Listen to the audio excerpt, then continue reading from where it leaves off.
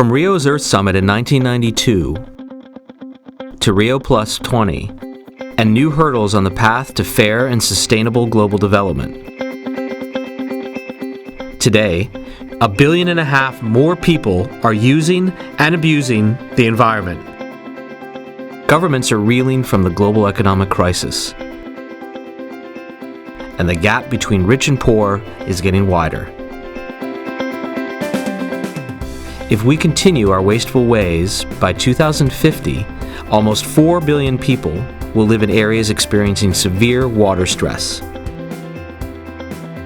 The world, largely China and India, will need 80% more energy, most of it based on fossil fuels.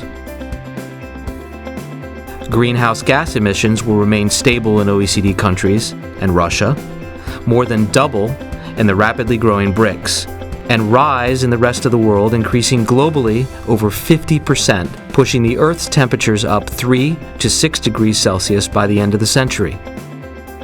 Farming, sprawling cities, logging, and climate change could reduce biodiversity and mature forests by another 10%.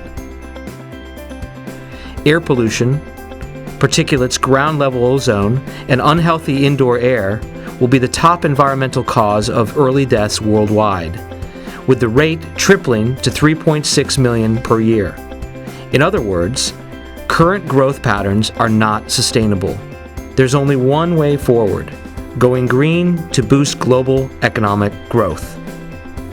The OECD has a range of tools to help, including indicators to measure progress,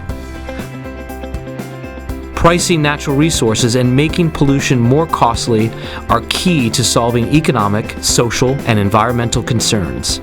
For governments, carbon taxes and auction permits could raise $250 billion per year by 2020.